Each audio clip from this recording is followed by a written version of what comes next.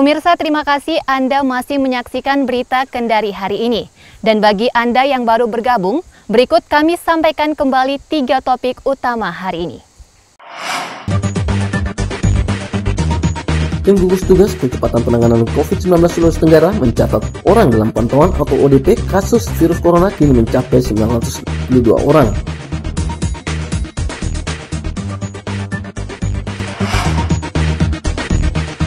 Balai Latihan Kerja Kendari memproduksi ribuan masker berbahan kain yang akan dibagi gratis kepada masyarakat.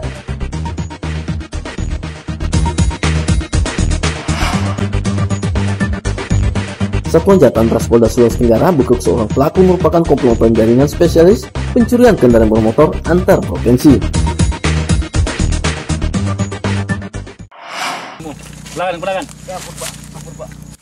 Berakhir sudah pelarian Asrul alias AS 31 tahun. Pelaku spesialis pencurian kendaraan bermotor dibekuk Satuan Jatan Ras Kriminal Umum Polda Sultra di Kelurahan Poasia, Kota Kendari, Sulawesi Tenggara pada Selasa pagi. Pada saat akan ditangkap, pelaku yang mencoba melarikan diri dalam hutan terlibat kejar-kejaran dengan petugas kepolisian dan akhirnya dapat dibekuk di sebuah tempat persembunyiannya dan langsung digelandang ke Polda Sultra. Dari hasil pemeriksaan, pelaku diketahui merupakan salah satu jaringan spesialis curanmor antar provinsi yang telah beraksi di 40 TKP dengan modus mengincar kendaraan motor yang terparkir dan ditinggal pergi oleh pemiliknya. Dari hasil kejahatan pelaku, polisi mengamankan barang bukti 7 buah sepeda motor, 3 unit telepon genggam, dan kunci T merupakan alat yang sering digunakan pelaku melancarkan aksi kejahatannya.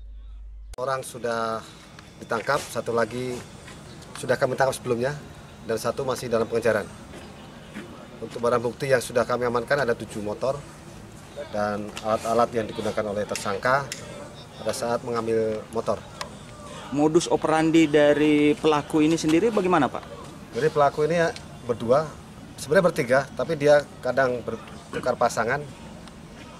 Pada saat mereka hunting cari motor yang kira-kira sasaran mereka, pakai kunci T, didekati kunci T, diambil, dibuka, dibawa lari. Untuk mempertanggungjawabkan perbuatannya, pelaku kini meringkuk di sel tahanan Polda Sultra dan terancam pasal 363 tentang pencurian dengan ancaman hukuman 6 tahun penjara. Al-Ghazali melaporkan dari Kendari.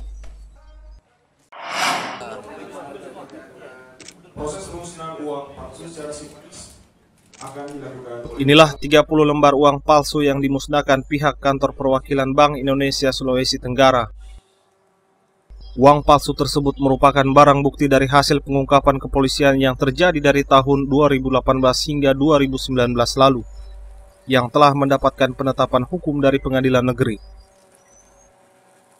Dari data pihak kepolisian, untuk peredaran uang palsu di wilayah Sultra yang kebanyakan menjadi korban merupakan wanita yang bekerja sebagai PSK yang diterima dari para pelanggan mereka. Dalam upaya pemberantasan uang palsu, beberapa upaya yang dilakukan Bank Indonesia bersama pihak kepolisian dengan cara memberi pemahaman pada masyarakat seperti apa yang akan dilakukan apabila menemukan uang palsu. Hasil dari apa yang telah diupayakan selama ini oleh kepolisian daerah bersama Bank Indonesia dan juga tentunya perbankan dan masyarakat, bahwa seperti apa yang harus dilakukan pada saat kita menemukan uang yang dianggap tidak asli, kemana harus dilapor dan apa-apa yang perlu dilakukan. Dan juga ini merupakan hasil daripada peningkatan pemahaman masyarakat terhadap keaslian uang. Tentunya hal-hal positif seperti ini kita akan terus pertahankan dan lanjutkan bersama dengan bukan hanya kepada pihak kepolisian daerah, tapi juga mungkin dengan BIN daerah, kemudian juga dengan Kejaksaan Tinggi. Ini kita akan terus berkoordinasi dan kolaborasi supaya kejahatan pemalsuan ini tidak terus berkelanjutan, supaya tidak memberikan dampak yang negatif terhadap ekonomi daerah kita. Suharman menambahkan, walaupun peredaran uang palsu setiap tahunnya mulai menurun, warga dihimbau tetap waspada serta berhati-hati dan segera melaporkan ke pihak berwajib apabila menemukannya.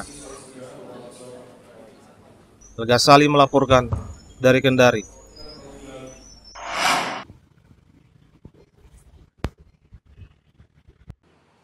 mengantisipasi pandemi virus corona COVID-19, Badan Pertanahan BPN Kota Kendari mulai membatasi pelayanan tatap muka. Kantor BPN Kendari mulai mengoptimalkan pelayanan secara online bagi sejumlah pemohon. Hal itu menindaklanjuti surat edaran Sekjen Kementerian Agraria dan Tata Ruang BPN untuk menghindari penumpukan massa agar wabah virus corona dapat ditekan. Layanan konvensional yang memerlukan tatap muka dibatasi, sedangkan penerimaan berkas hanya melalui Dropbox yang telah tersedia. Adapun layanan konvensional hanya berupa layanan surat masuk dan pengambilan produk, seperti pengambilan sertifikat jadi atau pengurusan berkas yang sudah berjalan. Ya, yang paling pertama ya, kita percaya kepada pemerintah. Apa anjurannya kita ikuti semaksimal mungkin. Berkaitan dengan kasus ini, corona ini, penyakit ini, masa inkubasi ini, kita pelayanannya online. Pemohon boleh mendaftar lewat email, bisa di-scan permohonannya. Kita sudah berikan email yang harus dituju, sehingga tidak perlu datang ke kantor pertanahan untuk sementara waktu. Mudah-mudahan tidak cukup 1 bulan keadaan normal kembali. Nanti pemohon silahkan datang. Ini semua untuk antisipasi, untuk menjaga semua orang, baik pegawai maupun orang-orang di luar, agar tidak terkena wabah tersebut. Pihaknya juga telah menyiapkan fasilitas cuci tangan bagi para pegawai, pemohon maupun pengunjung yang akan masuk ke dalam kantor BPN Kendari. Anca Muhammad melaporkan dari Kendari. Pemirsa, informasi tadi sekaligus mengakhiri perjumpaan kita hari ini. Saya Jenny Natalia dan tim redaksi yang bertugas pamit undur diri. Selamat pagi, selamat beraktivitas, ma'aripo.